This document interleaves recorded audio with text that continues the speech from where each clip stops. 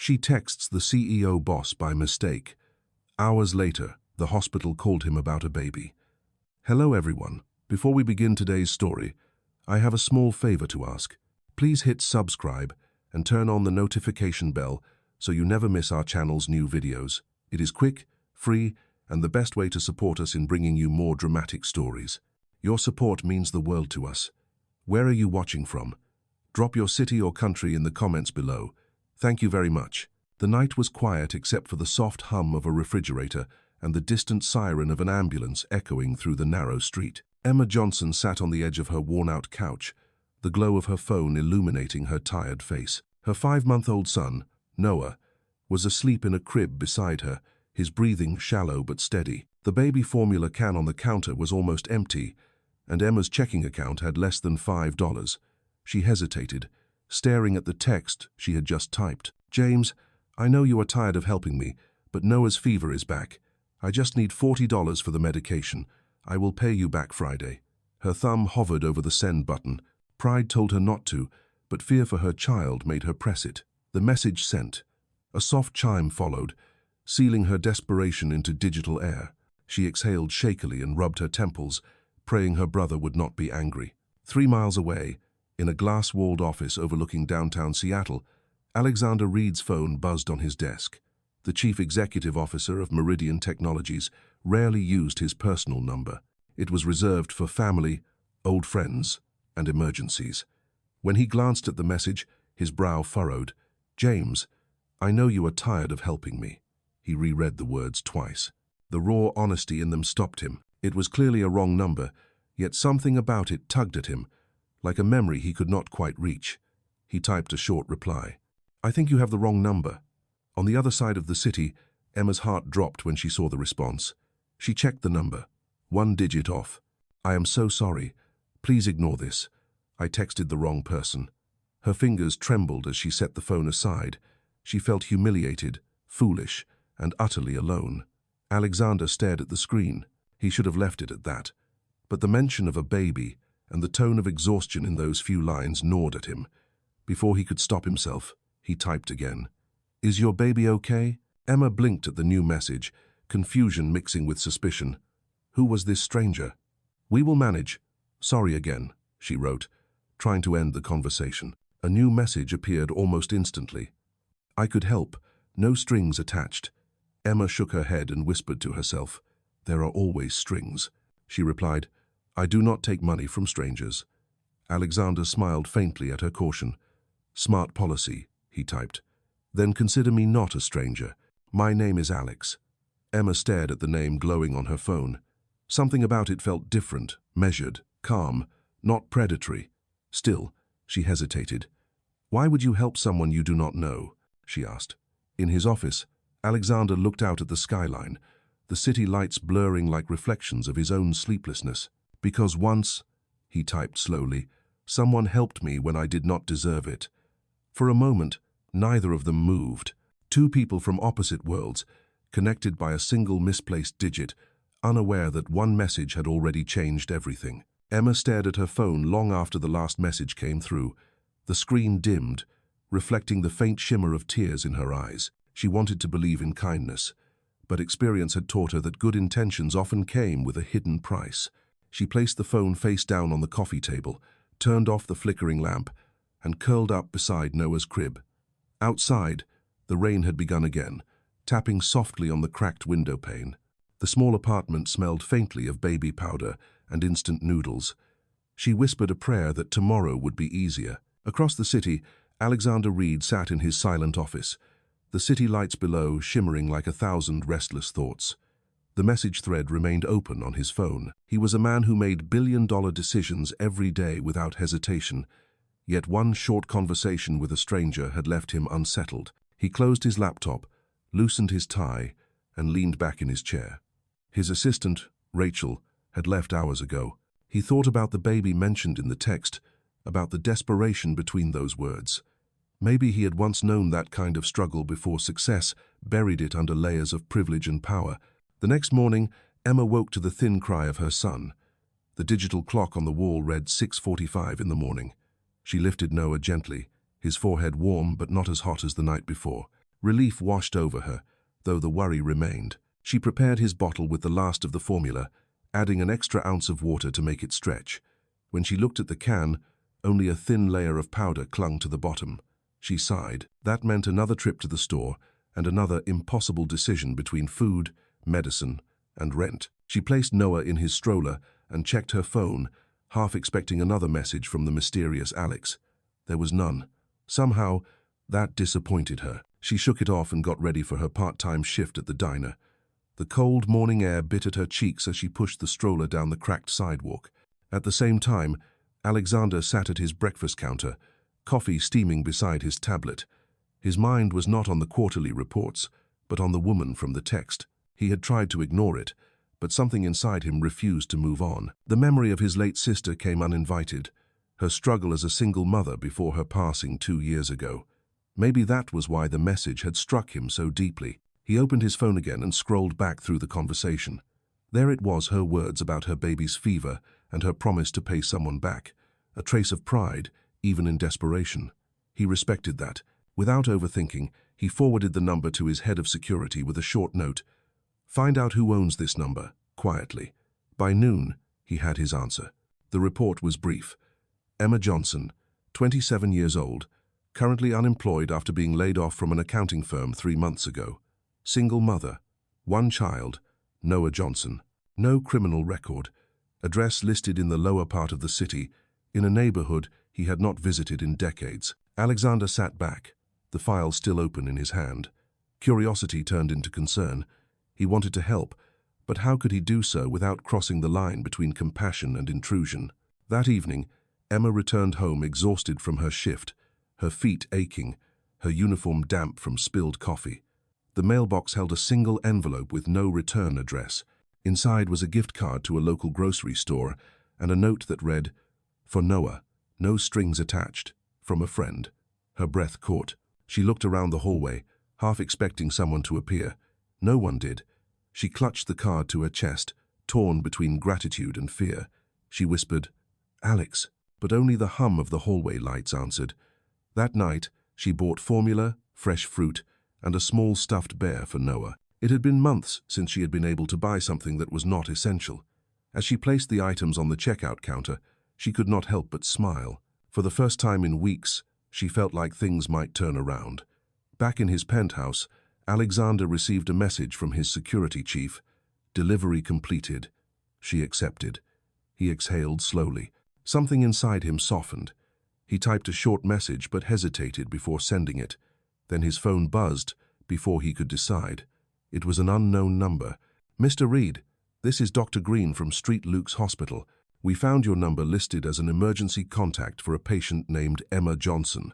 There has been an incident." The words hit him like a shock. His heart pounded as he grabbed his coat. "I am on my way," he said, already heading toward the elevator.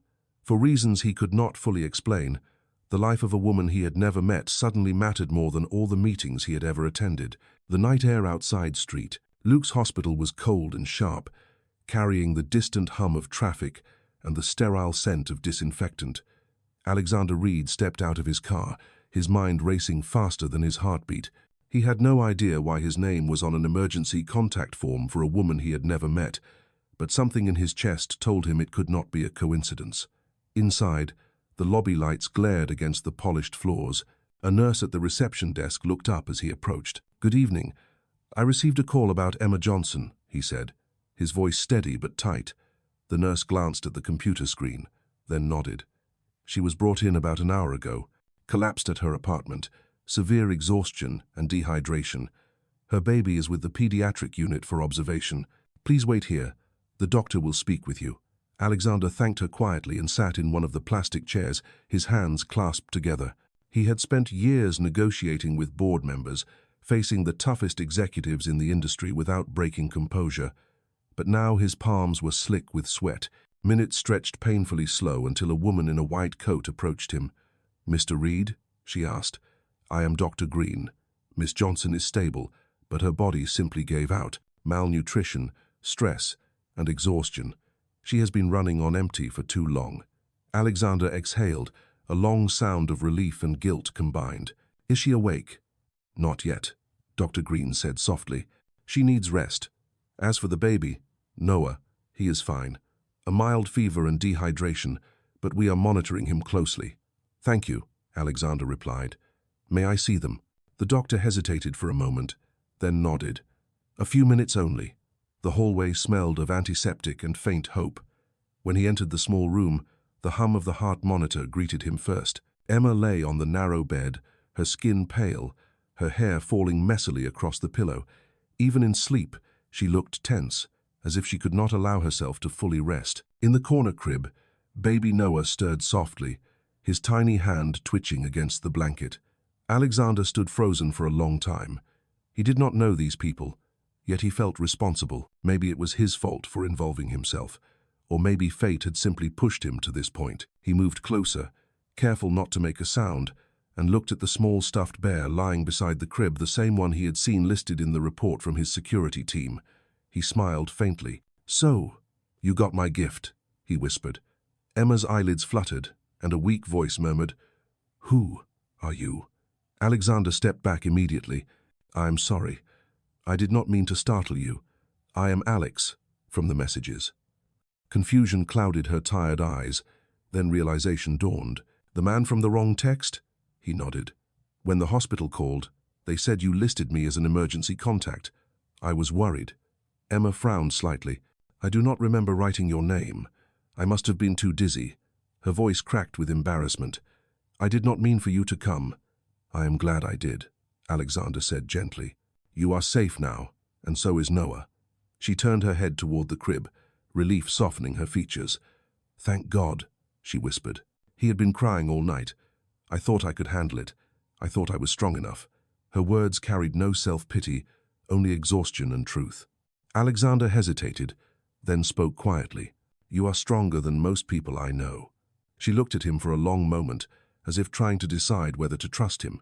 Finally, she said, Why are you doing this? You do not owe me anything. Alexander met her gaze steadily. Maybe I do. My sister used to be where you are now. She raised her son alone after her husband passed. She never asked for help until it was too late. I could not save her, but maybe I can help someone else. Silence filled the small room except for the rhythmic beeping of the monitor. Emma blinked rapidly, tears slipping down her cheeks. I do not know what to say, she whispered. Then do not, he replied softly. Just rest. He turned to leave, but as he reached the door, the baby made a small sound, a half cry, half sigh, and Alexander instinctively turned back. Without thinking, he reached into the crib and gently touched Noah's hand. The baby's tiny fingers curled around his. For a moment, the world went still. Something invisible passed between them, an unspoken promise, a connection neither could explain. When Alexander finally left the room, Dr. Green was waiting. She will recover, the doctor said, but she needs stability, food, rest, support. Do you know if she has family? No, Alexander answered quietly, but she does now. Morning sunlight filtered through the thin curtains of the hospital room, spreading a soft glow over the pale blue walls. Emma stirred awake to the faint rhythm of the heart monitor and the quiet sound of her baby's breathing. For the first time in weeks, her mind felt clear, though her body ached as if it had carried the weight of the world. When she turned her head, she noticed a tray of breakfast and a folded note beside it. The handwriting was neat and unfamiliar. Eat something. You are safe. Noah is doing better. I will stop by later, Alex. A strange warmth spread through her chest. She looked at the meal, oatmeal, scrambled eggs, and fresh orange juice. Not hospital food. Someone had gone out of their way to bring it. She smiled faintly, her guard softening just a little. A soft knock interrupted her thoughts. Dr. Green entered with a chart in hand and a gentle smile. Good morning, Miss Johnson. How are you feeling? Better, Emma replied quietly. And Noah? He is doing well, the doctor assured her. Mild dehydration, but he is recovering quickly. You should be proud of how strong he is. Emma looked at her son in the crib, his tiny chest rising and falling. I am, she whispered. He is all I have. Dr. Green hesitated before saying, You are lucky to have someone looking out for you. Not everyone gets a call from a chief executive officer at midnight. Emma's brow furrowed. He told you who he is? The doctor nodded. He was very polite, very concerned. Honestly, I think he cares more than he admits. Emma bit her lip. He is a stranger, doctor. He does not owe me anything. Maybe not, the doctor replied, but sometimes strangers are just angels in disguise. Hours later, when the afternoon sun turned golden, Alexander returned. He was dressed casually this time, without the usual armor of a suit and tie. When Emma saw him, her instinct was to straighten up, embarrassed by her hospital gown and unbrushed hair. "You did not have to come," she said quickly. "You already helped enough." "I wanted to make sure you were really okay," he replied gently. He placed a small plush elephant beside Noah's crib. "I thought he could use a new friend." Emma blinked, unsure how to respond. "You keep surprising me," she said. "Most people forget me 5 minutes after meeting me." Alexander smiled faintly. "Maybe that says more about those people than it does about you." For a moment, the silence between them was not awkward. It was calm, almost peaceful. Then Emma broke it. "Why did you really help me, Alex? Was it pity?" His gaze softened. "No, it was instinct, maybe even guilt. My sister was a single mother. I told you that. I could have done more for her, but I was too busy proving myself. When she died, I promised myself that if I ever saw someone drowning the way she did, I would not look away again." The confession hung in the air. Emma swallowed hard. "I am sorry," she murmured. "I did not mean to bring that up." "You did not," he said. "I did." He looked around the small room. "Do you have somewhere safe to go after you are discharged?" "Home," she said quickly. "It is not much, but it is mine." "You should not go back there alone," he said. "Let me arrange something better, a temporary place until you recover." Emma shook her head. "I cannot accept that. People always expect something in return. I cannot afford debts." "Then call it repayment for a text that made me remember what matters," he said softly. "No strings attached, I promise." She studied him for a long time, searching for any trace of arrogance or deceit. There was none, only quiet sincerity. Finally, she nodded. "All right, but only until Noah is completely well." Alexander smiled, relief flickering in his eyes. "That is all I ask." Later that evening, as he stepped out of the hospital, the sky above was painted in streaks of rose and gold. He looked up, feeling the first real sense of purpose he had felt in years. Back inside, Emma held Noah close, whispering to him softly. "Looks like we just met an unusual kind of stranger, sweetheart," she said. "Someone who might actually mean what he says." Neither of them knew that this chance encounter was only the beginning of a connection that would challenge everything they thought they knew about trust, fate, and love. 3 days later, Emma was discharged from the hospital with a doctor's note, a small bag of medications, and a promise that she would rest. Alexander met her at the entrance, holding an umbrella against the steady drizzle that soaked the parking lot. His car waited nearby, sleek and black, utterly out of place in this part of town. Emma hesitated, clutching Noah in her arms. "You really did not have to come," she said. "I could have taken the bus." Alexander smiled lightly. "I know, but you should not have to." He opened the car door and waited. There was no impatience in his tone, only quiet certainty. She sighed and got in. Securing Noah in the car seat Alexander had somehow already installed. "You planned this," she said softly. "I plan everything," he replied. Occupational habit. As the car moved through the rain, slicked streets, Emma watched the world outside blur past graffiti-stained walls, flickering neon signs, tired faces under umbrellas. She wondered how her life had brought her here, sitting in a stranger's luxury car with a man whose world seemed to exist on another planet. "Where are we going?" she asked finally. "To a place near Greenfield Park," Alexander said. "It belongs to a friend of mine. It is quiet and safe. You will have space to rest." "A friend?" she asked suspiciously. "Not a hotel?" "No," he said. "A private guest house. I wanted you somewhere peaceful, not surrounded by strangers." The drive ended in front of a small 2-story house tucked behind tall oaks. It was charming rather than grand, with white shutters and a wraparound porch. A caretaker greeted them and handed Alexander a set of keys before quietly leaving. Inside, the house smelled faintly of cedar and lemon polish. There was a small nursery already prepared with clean linens, diapers, and toys. Emma froze in the doorway, overwhelmed. "You did all this?" she asked. "I asked my assistant to arrange it," Alexander said simply. "You needed help, and I could help." She turned to him, her eyes uncertain. "I do not know how to accept this without feeling like I owe you something." "Then think of it as temporary," he said. You stay until you feel strong enough to leave. No expectations, no pressure. Emma looked down at Noah, who was smiling at the sight of the colorful mobile hanging above the crib. He looks happy, she murmured.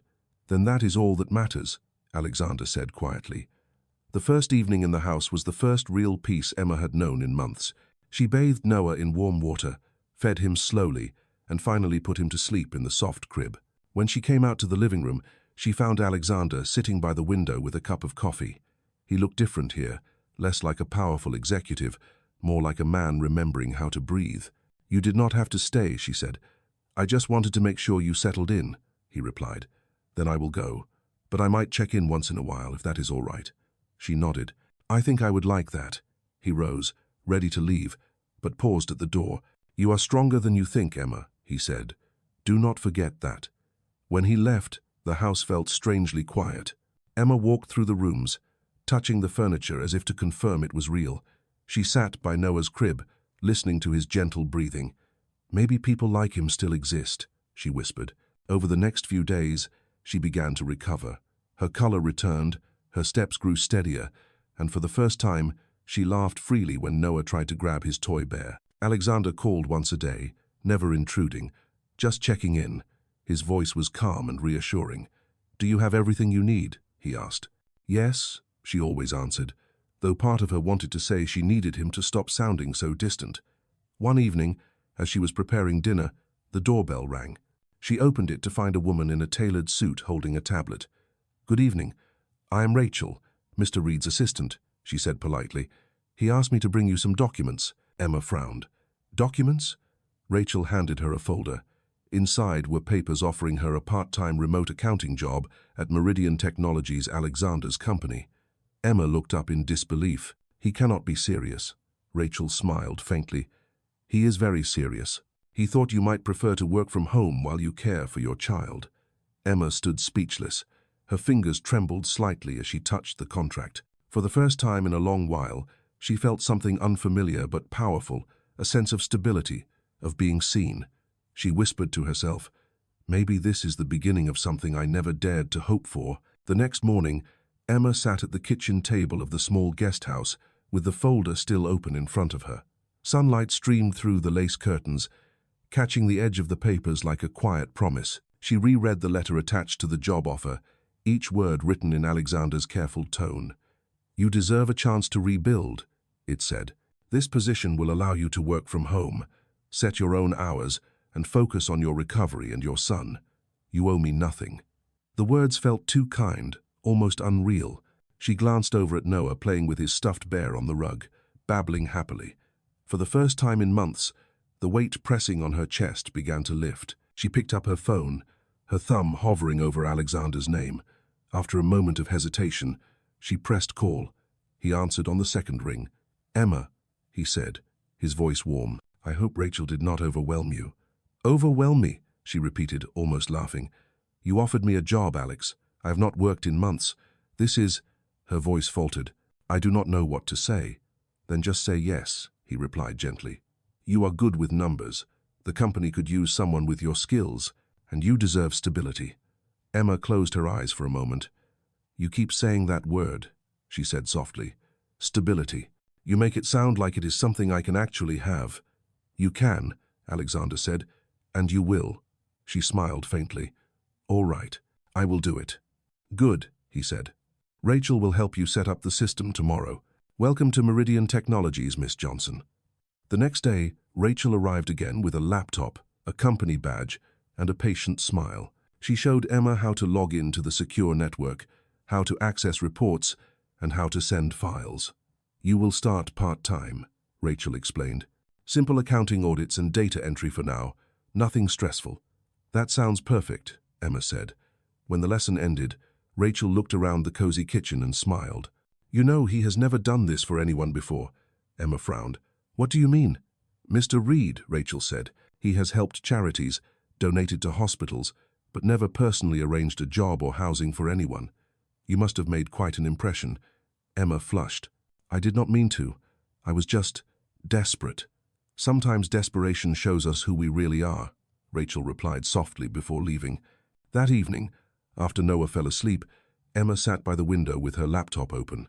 Numbers filled the screen, tidy rows and columns that brought her a strange sense of peace. For the first time since her old job ended, she felt capable again. The hours slipped by until she noticed the message blinking in the corner of the screen. It was from Alexander. "Working late already?" She smiled as she typed back. "Just trying not to let you regret hiring me." "That is impossible," he replied almost instantly. "By the way, I hope the house is comfortable enough." "It is more than comfortable," she wrote, "but you really do not have to keep checking on me." "Maybe I want to," he answered. She hesitated, reading the words several times before replying. "You should get some sleep, Mr. Chief Executive Officer. Only if you promise to do the same, Miss Johnson." She laughed quietly, shaking her head. The conversation ended, but she sat there a while longer, staring at the city lights flickering in the distance. Something unfamiliar but gentle began to bloom inside her, a feeling she was almost afraid to name. The following week passed quickly. Emma balanced her work and Noah's care with surprising ease. Each evening, she sent Alexander her reports, and each time he replied with small, thoughtful comments. He never overstepped, yet his presence became a quiet rhythm in her days. One afternoon, while grocery shopping, she caught a glimpse of herself in a glass window. Her reflection looked different, stronger, calmer. She barely recognized the woman staring back. That night, after putting Noah to bed, she whispered, "Maybe life is not trying to break us. Maybe it is trying to give us a second chance." In his office miles away, Alexander looked at her final report for the day, a small smile forming as he read the neat precision of her numbers. He did not know why her progress mattered so much to him, only that it did. He whispered into the empty room, "You are doing great, Emma," unaware that his quiet words would soon lead to a moment neither of them could have predicted. 2 weeks later, the rhythm of Emma's days had settled into something that almost felt like peace. Each morning began with Noah's laughter echoing through the small house and the smell of coffee filling the kitchen. She would feed him, set him in his playpen by the window, and start her work. Her laptop became the quiet heartbeat of her new life, the steady tapping of keys reminding her that she was capable again, needed again. At night, when the world grew still, her thoughts often drifted to Alexander. He called less now, always polite but slightly distant. She told herself it was good, that boundaries were healthy, but some part of her missed his voice, the calm steadiness that made her feel safe. One Thursday afternoon, as she reviewed a spreadsheet, an unfamiliar number flashed on her screen. She hesitated before answering. "Miss Johnson," a formal voice said. "This is Mr. Reed's assistant, Rachel. I hope I am not interrupting. Mr. Reed asked if you could come to the Meridian headquarters tomorrow morning. He would like to meet with you in person." Emma froze. "In person?" "Yes," Rachel said. "It is about a potential full-time position. A car will pick you up at 9 o'clock. After the call ended, Emma sat staring at the phone. Her stomach fluttered with nerves. It had been almost a year since she had set foot in a professional office. What would she even wear? The next morning arrived too quickly. She dressed carefully in her only blazer, a soft grey one she had bought years ago when her career was just beginning. She tied her hair back neatly and held Noah close before the nanny, a kind older woman Alexander had arranged, arrived to watch him. "Be good for Mrs. Harris," she whispered, kissing her son's forehead before stepping outside. The black car waited in the driveway. The ride downtown felt surreal, each mile carrying her farther from the life she had known and closer to a future she still did not dare to believe in. When the car stopped in front of the Meridian building, she looked up at the towering glass structure and felt a wave of intimidation. Inside, the lobby gleamed with polished marble floors and golden light. People in suits moved with purpose, their voices blending into a low hum of importance. Rachel greeted her warmly and guided her to the elevator. "He is in his office on the top floor," she said. As the elevator doors closed, Emma's reflection stared back at her, composed on the outside, terrified on the inside. When the doors opened, she saw Alexander standing by the window, city skyline glowing behind him. He turned, his usual confidence softened by genuine warmth. "Emma," he said, smiling, "it is good to see you outside of a computer screen." She tried to smile back, but her hands trembled slightly. "This place is overwhelming," she admitted. "I have not been in an office like this for a long time." "Then let us fix that," he said, gesturing toward a chair. "You have been doing exceptional work. The team is impressed, and I wanted to discuss something with you personally." He handed her a folder. Inside was an offer letter, full-time position, flexible hours, benefits, and a salary that made her breath catch. "Alex, this is too much," she said softly. "You do not have to." "I want to," he interrupted gently. "You have earned it. You have proven yourself in every way. This is not charity, it is recognition." Their eyes met, and for a moment neither spoke. There was a quiet tension there, not romantic yet, but undeniably human, a connection formed through kindness and trust. Emma finally nodded, her voice trembling. "Thank you. I will not let you down." "You already have not," Alexander said. "But there is one more thing." He pulled a small envelope from his desk and handed it to her. "Inside is an invitation to the company's annual charity gala next week. I would like you to come. No pressure, of course, but I think it is time people at Meridian saw the person behind the numbers." Emma blinked in surprise. "A gala? I do not think I belong in that kind of place." He smiled. "You belong anywhere you choose to stand." She took the envelope carefully, unsure whether to laugh or cry. As she left the office, she glanced back once and saw Alexander watching her with a look she could not quite name, part admiration, part worry, and something else hidden beneath. That night, as she tucked Noah into bed, she whispered softly, "Looks like Mommy has to find a dress."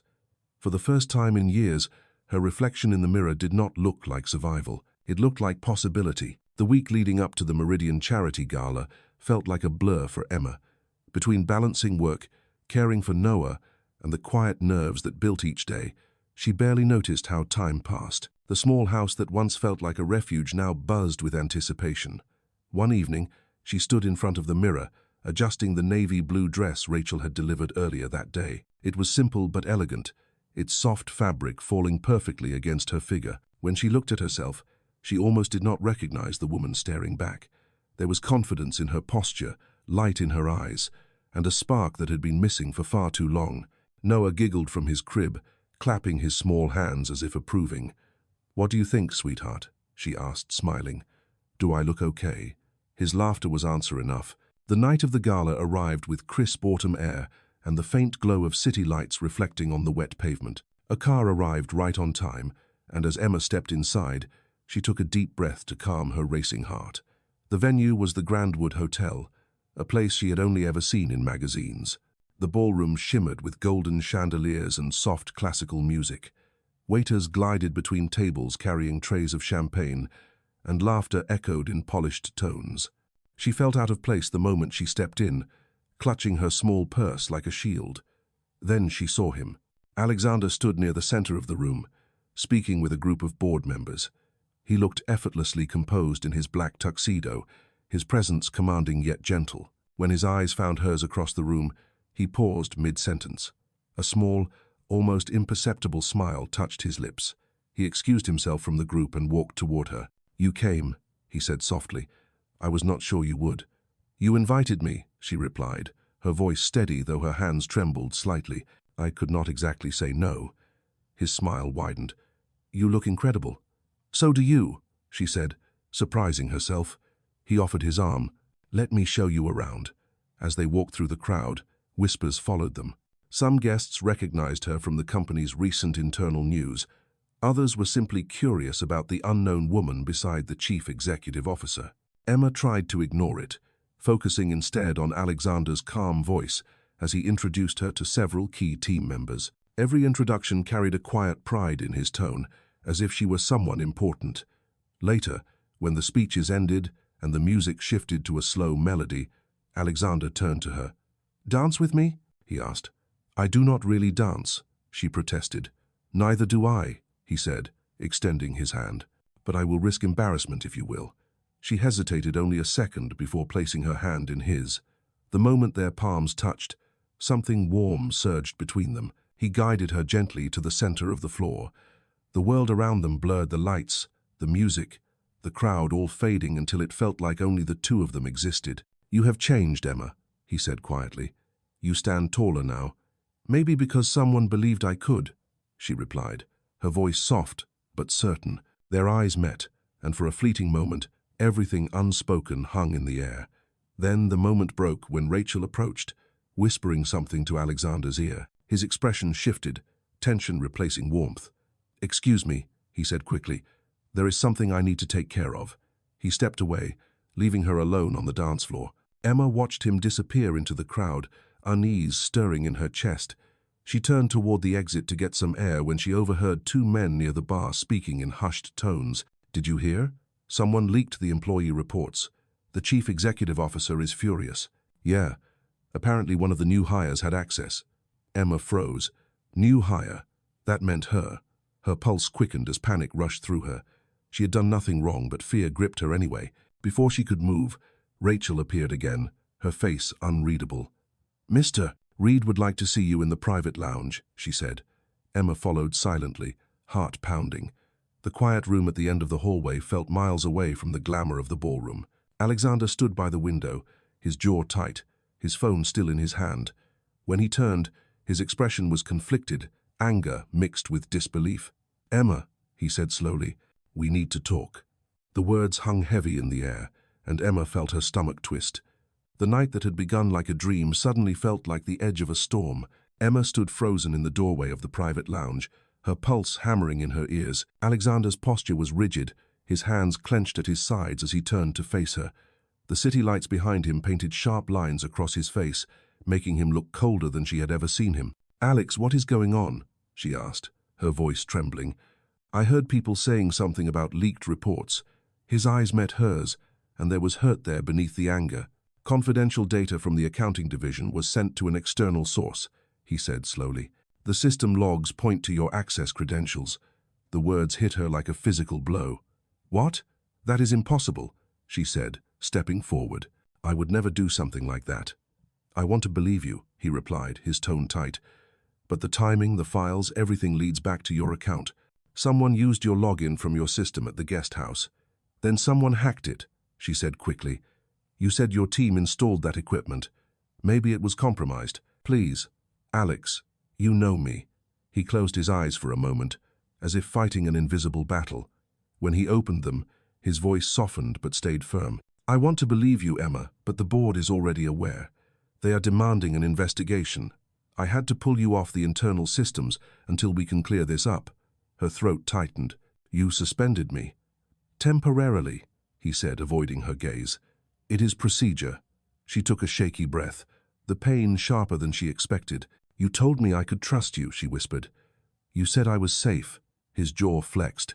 "You are. That is why I am handling this myself instead of turning it over to security. But you need to give me time."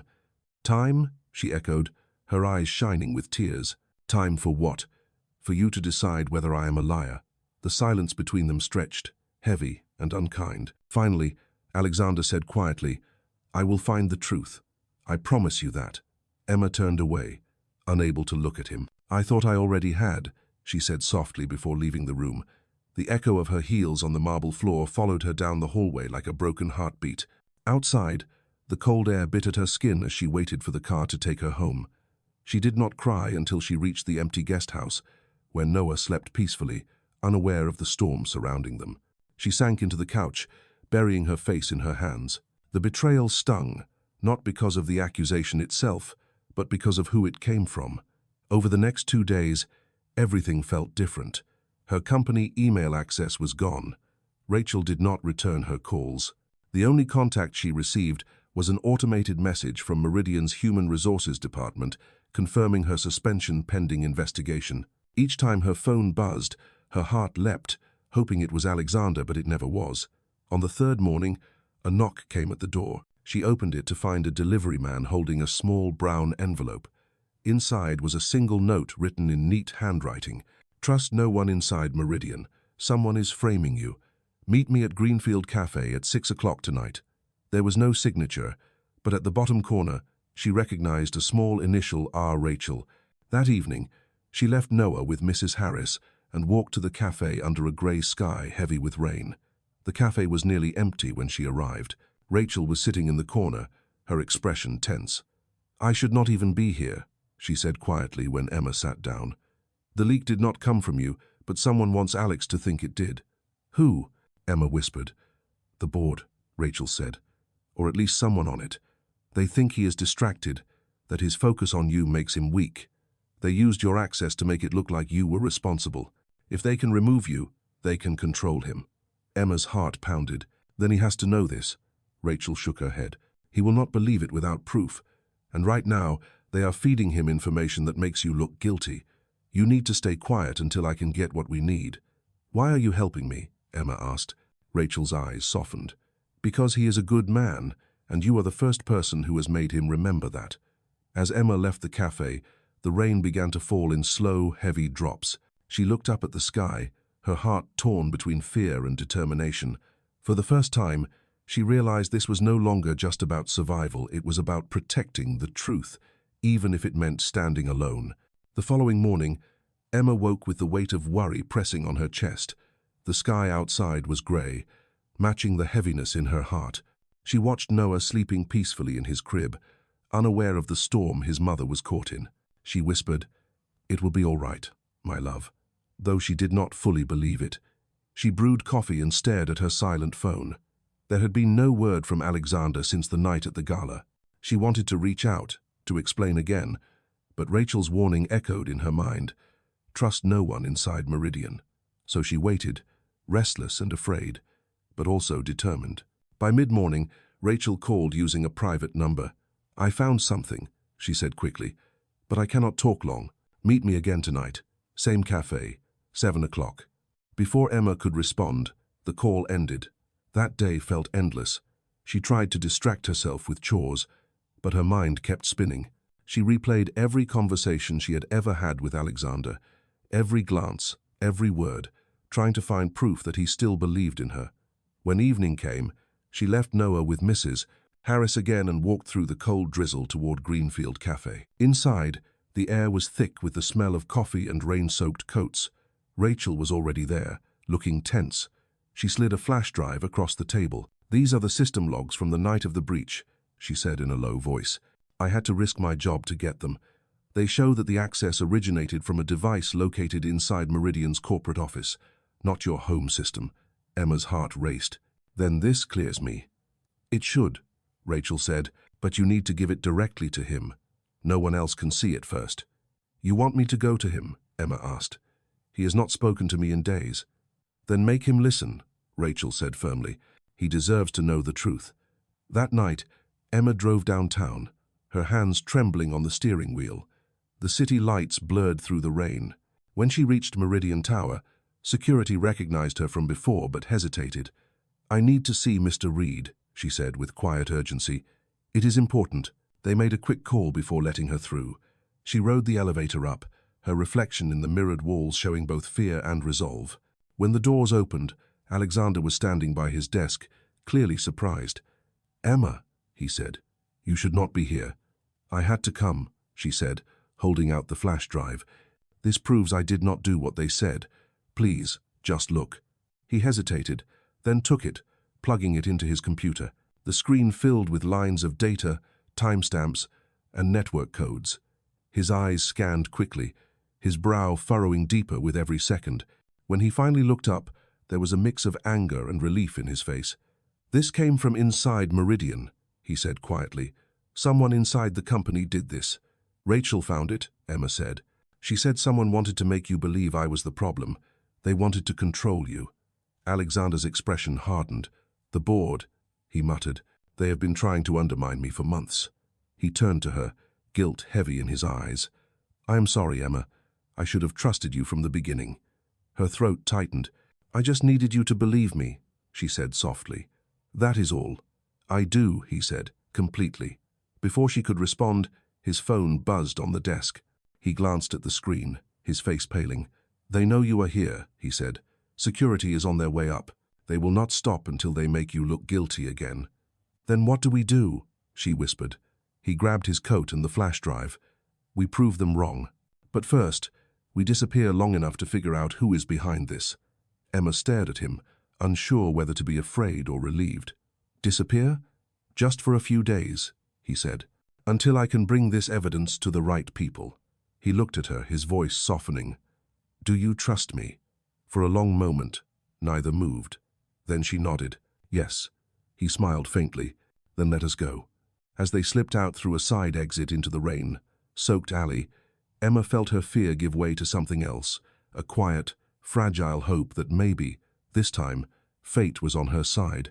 The rain came down in steady sheets as Alexander guided Emma through the quiet alleyway to a black sedan waiting near the corner. The driver, an older man with a calm face, gave a respectful nod. "Where to, sir?" he asked. "Westfield cabin," Alexander said. "No stops." Emma hesitated, glancing back at the glowing tower of Meridian disappearing behind them. "Are you sure this is safe?" she asked softly. "It is the only way," Alexander replied. "They control too much inside the company. If we stay, they will twist everything against you." The car moved through the dark streets, the city fading into open highway. For a while, neither spoke. The hum of the tires on wet asphalt filled the silence between them. Finally, Alexander said quietly, "I owe you more than an apology, Emma. I let them make me doubt you. That is something I will regret for a long time." She looked at him, her voice barely a whisper. "You are here now. That is what matters." He turned his gaze toward the window. "When this is over, I will make it right. Not just for you, but for everyone they have hurt." Hours later, the car pulled into a narrow dirt road lined with pine trees. The cabin appeared at the end, small but sturdy, its porch light glowing faintly against the mist. Inside, it was warm and simple stone fireplace, wooden floors, a faint smell of cedar. Alexander checked the locks while Emma carried a sleeping Noah from the car seat to the couch, wrapping him in a soft blanket. "He will be fine here," Alexander said quietly. "We have everything we need for a few days." She nodded, her exhaustion finally catching up to her. "I cannot believe this is happening. I was just trying to work, to build a life again. And now I am hiding from people in suits." "People in suits can be the most dangerous," he said with a faint smile. She gave a tired laugh.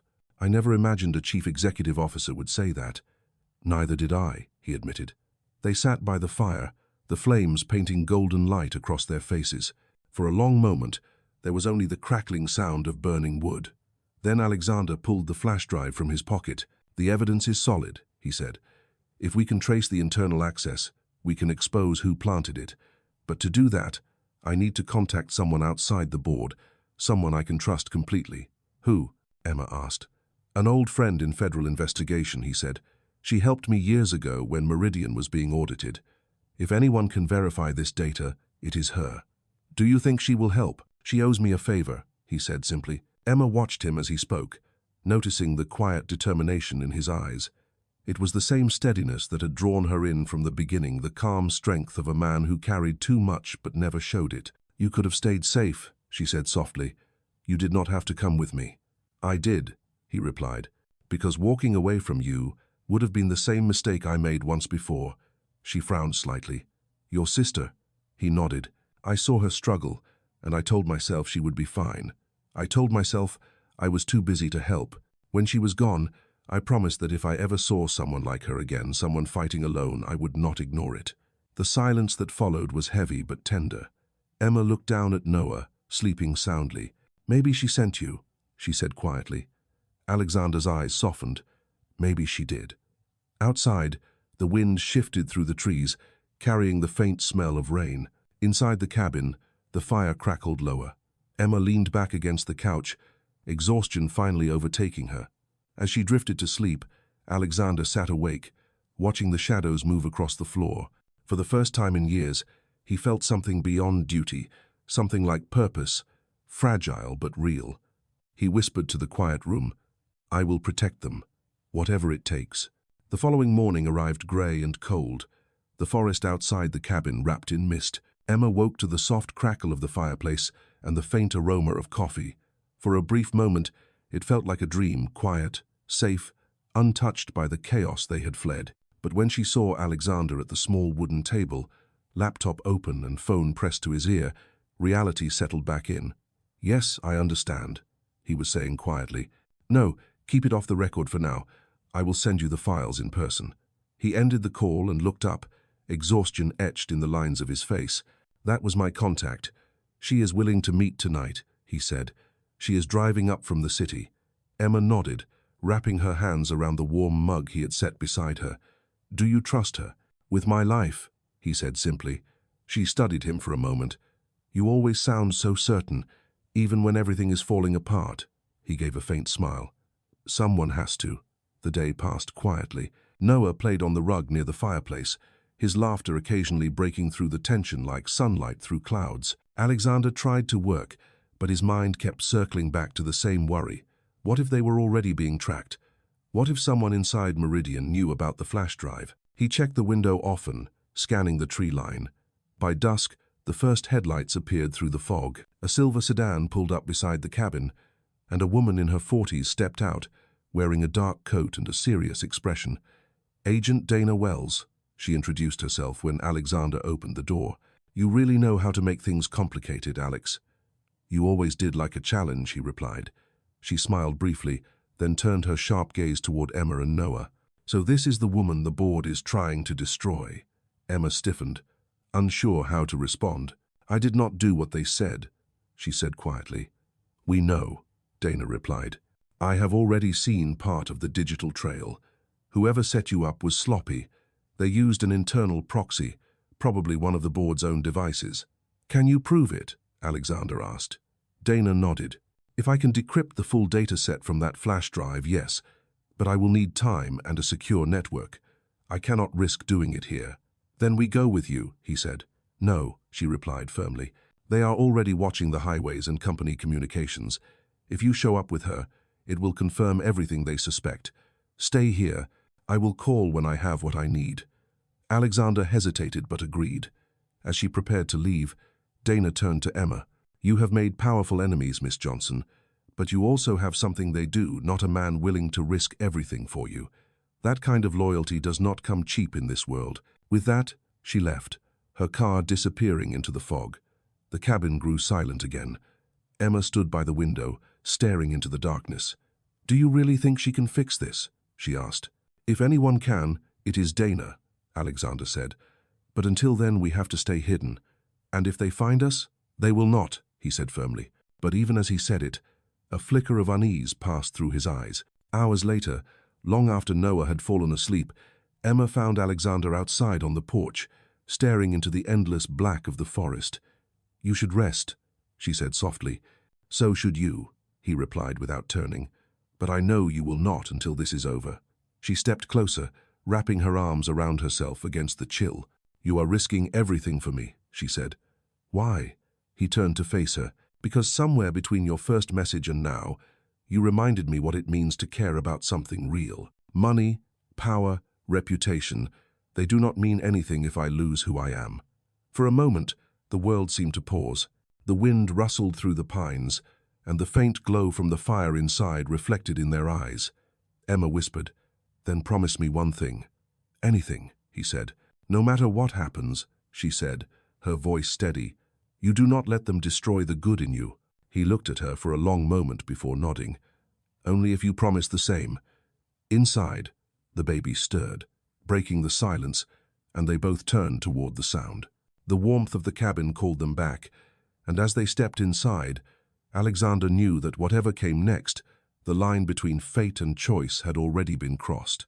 The dawn broke quietly over the pines, painting the cabin in soft shades of gold. Emma woke to the gentle rhythm of Noah's breathing beside her and the faint smell of coffee drifting from the kitchen. For a moment, she let herself believe the world had slowed down, that everything outside the forest no longer existed. But when she saw Alexander by the window, his phone pressed to his ear, she knew it was far from over.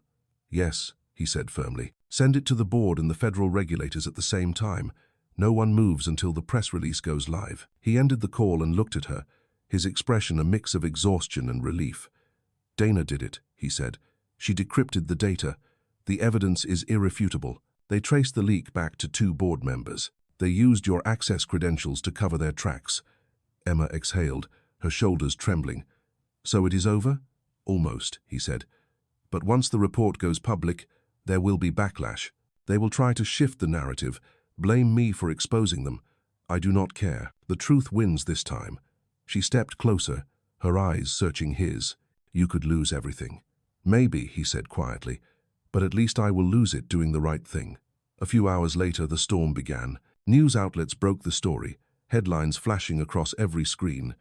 "Meridian Board Scandal Exposed," they read. "Internal Corruption Uncovered by Chief Executive Officer." The world watched as Alexander Reed, once untouchable in the business world, stood before cameras and told the truth. He did not hide behind lawyers or excuses. He spoke of accountability, of the cost of silence, and of the people who had been wronged, including one woman who had unknowingly become a target of their greed. Emma watched the broadcast from the cabin, tears slipping down her cheeks. He had kept his promise. By the end of the week, federal agents had arrested those responsible. Rachel called to tell Emma that her name was cleared completely, her job reinstated with a public apology. But Emma's only question was, "How is he?" Rachel hesitated.